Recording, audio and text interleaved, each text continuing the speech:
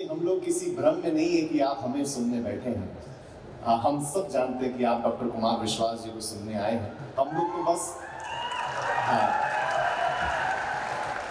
हम लोग bus protocol में हैं, हम स्टार्टर हैं, स्टार्टर। तो बस 10-15 मिनट मुझे भी मन से सुन लेना, ताकि मुझे ये भ्रम रहे कि मैंने अच्छा सुनाया। मैं कोशिश करूंगा आपको सुनाने की। मैं पहली 4 पंक्तियां सुनाता हूं। मनु ने बहुत अच्छा सुनाया, बहुत छोटी बहन ने बहुत प्यारा सुनाया। मैं अच्छा सुनाने की कोशिश करता हूं कि तुमको मिल सकता है हमसे बेहतर। अगले महीने वैलेंटाइंस डे है, तब ये पंक्तियां सुनना कि तुमको मिल सकता है हमसे बेहतर, हमको मिल सकता है तुमसे बेहतर।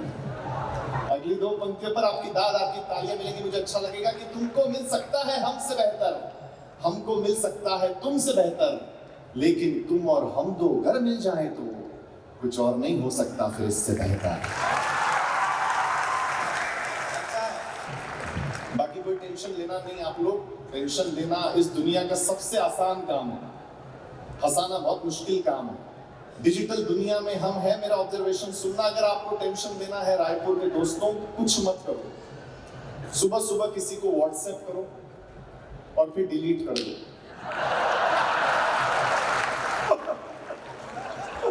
अगला दिन भर टेंशन में, क्या भेज दिया यार। टेंशन बहुत आसान काम है। अभी तो एक बयान पिछले दिनों बहुत ट्रेंडिंग में रहा, L&T के चेयरमैन का। आपने भी सुना होगा, सोशल मीडिया पे छाया रहा, लेकिन वो तर्क ही झूठा है, वो बयान ही झूठा है। मेरा एनालिसिस अच्छा लगे तो मुझे तालियों से शुरू करना। चेयरमैन साहब ने कहा कि आप कितनी देर अपनी पत्नी को घूर सकते हैं। मैं कहना चाहता हूं चेयरमैन साहब, हम भारतीय पति हैं, हम अपनी पत्नी को ढंग से देख नहीं सकते, घूरना तो दूर की बात है यार।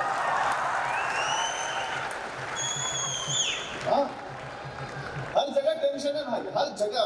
बच्ची कुछ थोड़ा सा अच्छा चल रहा था साल, शेयर मार्केट ने खराब कर दिया। शेयर मार्केट तो कमाल ही हो गया। मैंने मेरे स्टॉक ब्रोकर को फोन करके पूछा, मैंने कहा क्या लेना है? बोले भाई जी अब तो भगवान का ही नाम लो। शेयर मार्केट ना सर शादी के लड्डू जैसा है। जो पैसा लगाता है वो भी दुखी रहता है, और जो नहीं लगाता है वो भी दुखी रहता है। 4 लोगों ने ताली बजाई, रहने दो आप यार। नहीं, उदाहरण के साथ बताता हूं। मैं मुंबई में किराए के घर में रहता था, तो मैंने मेरे मकान मालिक को बताया कि शेयर मार्केट में पैसे लगाइए, आपके एक घर के 4 घर हो जाएंगे। उसने मेरी बात सुन ली और लगा दिया। अब हम दोनों किराए के घर में रहते हैं। टेंशन क्या है, हर जगह टेंशन है। तो खैर मतलब, लेकिन देखिए वो शेर की दुनिया अलग है। हमारे कवि सम्मेलन की दुनिया का भी एक ऐसा शेर है जो गिरता तो नहीं है, हमेशा ऊपर रहता है, और उसकी वजह से साहित्य के सभी कवि ऊपर रहते हैं। उसका नाम डॉक्टर कुमार विश्वास होता है। लेकिन डॉक्टर साहब ने भी टेंशन दे रखी है सारे आयोजकों को। अब सुनना और मजा लेना और तालियों से मुझे बताना, देश भर के सारे आयोजकों का कहना है कि डॉक्टर साहब का पेमेंट इतना ज्यादा हो गया है कि वो आम आदमी की पहुंच से बाहर हो गए हैं।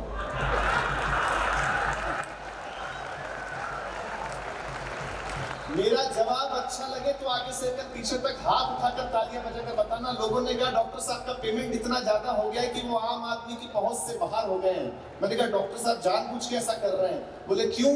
मैंने कहा क्योंकि उनका अनुभव आम आदमियों के साथ ठीक नहीं रहा है।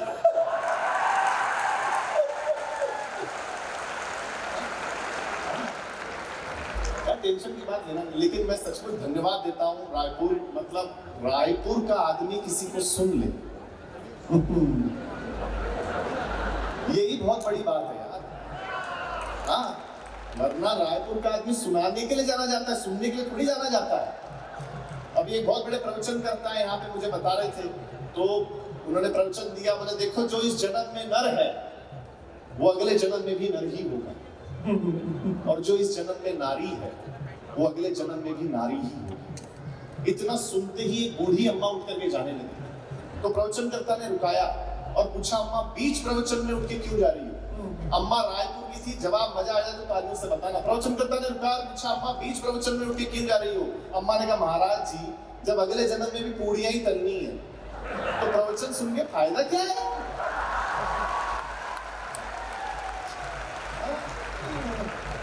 बिना फायदे के आप सुनते नहीं किसी को। लेकिन क्या अच्छी बात है, शादियों का सीजन आ रहा है।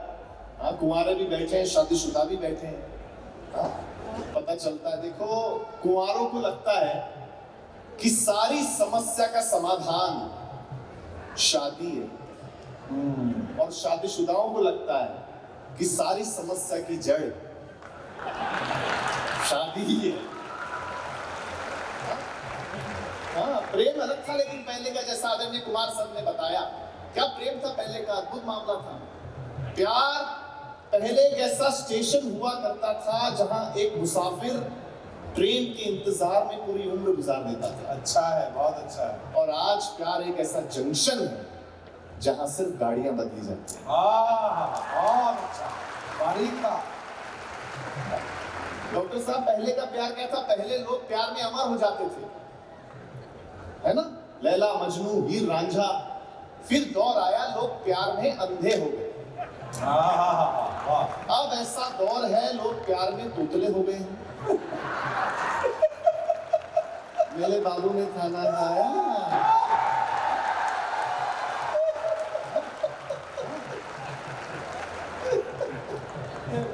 हाँ, कौन घूमता है अब गली मोहल्ले में? इश्क अब डिजिटल हो गया है। कौन घूमता है अब गली मोहल्ले में? इश्क अब डिजिटल हो गया है। और कौन करता है बातें अब रूह की? इश्क अब फिजिकल हो गया।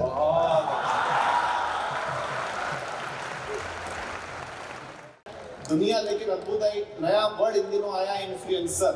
हाँ, हर जगह आपको देखने को मिल जाता है। तब ये कविता आप सुनिए कि उससे आना था सोशल मीडिया इन्फ्लुएंसर के टक्कर में। नई चाल चली मैडम ने वायरल होने के चक्कर में। बॉयफ्रेंड से कहा कि वीडियो बना लेना, जैसे ही नोट डालूं भिखारी के कटोरे में। प्यार तो अंधा होता ही है। बात मान ली छोरे ने। 500 का नोट देकर वायरल, ताकि दुनिया में अपना नाम बढ़ा लूंगी। और कैमरा ऑफ होते ही 500 का नोट लेकर 50 का नोट पकड़ा दूंगी। ऐसी ही थी उम्मीद, ऐसी ही थी आशा, लेकिन नए जमाने के भिखारी ने पलट दिया पासा। नोट लेते ही वो बोला, मैडम काहे अपना सब्र खो रही हैं? वो देखिए मेरे मोबाइल से आप लाइव हो रही हैं।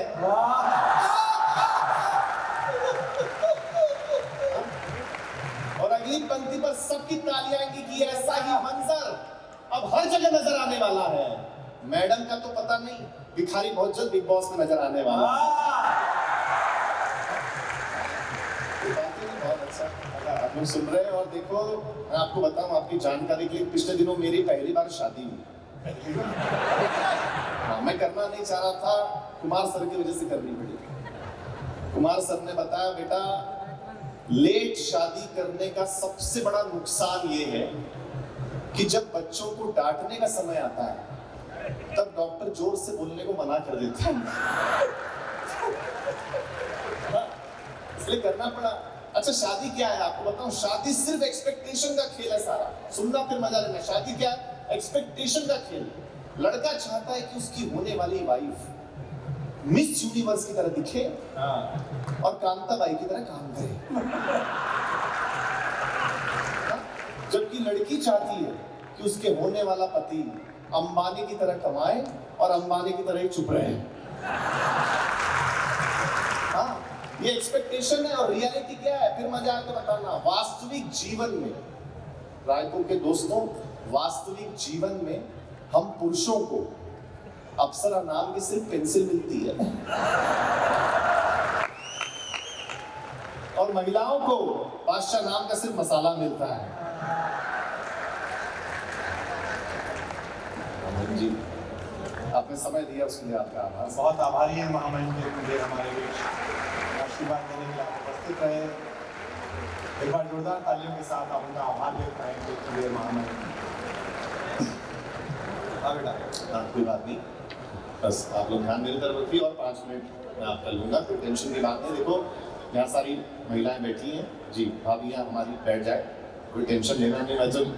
मैं तो टिप्पणी करने से भी बहुत डरता हूँ। महिलाएं शक्ति, मैं महिलाओं का सचमुच बहुत सम्मान करता हूँ, बहुत सम्मान करता हूँ, क्योंकि महिलाओं को आप जो भी कुछ दें बदले में आपको ज्यादा लौटाते हैं। जैसे आप इन्हें मकान दें, ये आपको घर करके देते हैं। आप इन्हें अनाज दें, ये आपको भोजन बना करके देते हैं। आप इन्हें मुस्कुराहट दें, ये आपको अपना दिल दे देते हैं। मतलब आप महिलाओं को जो भी कुछ दें बदले में आपको ज्यादा ही लौटाती हैं। तो यदि हम इन्हें कोई छोटी मोटी तकलीफ दें,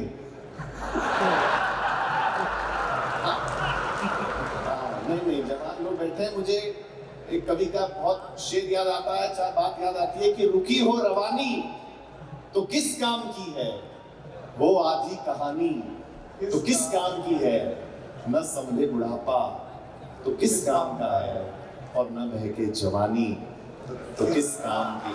तो मुझे महसूस कराइएगा कि आप मुझे सुन रहे हैं, और टेंशन नहीं, आप लोग अच्छा सुन रहे हैं। लेकिन देखिए महिलाओं में बहुत सारी हास्य की बात करते हैं हम लोग, लेकिन एक सच मेरे परिवार का है, आपके परिवार में भी होता होगा कि जब भी मैं लेट नाइट शो करके घर पहुंचता हूं तो मेरी माँ मुझे हमेशा जागती हुई मिलती है। बहुत अच्छा।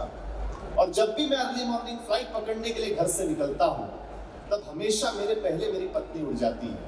तब एक पंक्ति मेरे दिल के आपके दिल तक पहुंचे तो आशीर्वाद देना, अंतिम रूप से मेरी कविता सुना दूंगा। कहते हैं कि ईश्वर ने महिलाओं को फुर्सत में बनाया। अगली पंक्ति आशीर्वाद मांगती है आपका कि कहते हैं कि ईश्वर ने महिलाओं को फुर्सत में बनाया है, पर विडंबना देखिए उनकी किस्मत में फुर्सत लिखना भूल गया। बहुत अच्छा, अच्छा है, अच्छा बहुत अच्छा। लेकिन देखो मैं तो क्या है, जमाना बदल गया है। पहले बहू करती थी कि पता नहीं कैसी सास मिलेगी, हाँ, अब तो जमाना तेजी से बदल रहा है। आप देखो जमाना कितना बदल गया। आजकल मार्केट में गोरे होने के साबुन के साथ साथ गोरे होने की क्रीम भी बहुत डिमांड में है। ये बात जब मेरे दादाजी को पता चली, उन्होंने कहा क्या जमाना आ गया है। एक हमारा जमाना था जब हम गोरों को भगाने में लगे थे, आज सब के सब गोरे होने पे तुले हुए हैं, आज सब के सब गोरे होने पे तुले हुए हैं, आज सब के सब गोरे होने पे। बहुत अच्छा बेटा, कविता सुना देता हूँ। गाँव वाली मनु ने बहुत गाँव का जिक्र किया, बहुत छोटी सी कविता आपको सुनाता हूँ। बहुत अच्छी कविता। देखिए हम लोगों ने बहुत तरक्की कर ली। ध्यान आइए, कोई बात नहीं, हमारे विशिष्ट अतिथि आ रहे हैं। आप मुझे एक बार तालियां बजा देंगे तो मैं सुनाने की कोशिश करता हूँ। अंतिम रूप से मैं कविता सुना रहा हूँ जी, और मैं कविता पे ताली मांगूंगा नहीं, मैंने आपका मनोरंजन पक्ष करवा लिया है। जहाँ कहीं बात अब आपको अच्छी लगे आपको खुद से तालियां बजानी। देखिए हम लोगों ने बहुत तरक्की कर ली, हमने बड़े बड़े घर ले लिए, बड़ी बड़ी गाड़ियां ले ली, हम अच्छी जगह वेकेशन पे जाते हैं, लेकिन हमने बहुत कुछ खो दिया। और क्या खोया है मैं वो कविता सुनाने की कोशिश करता हूँ। जैसा आदरणीय कुमार सर ने कहा कि बड़ा आदमी तो ठीक है बनना है, लेकिन अच्छा आदमी बनने की कोशिश करो।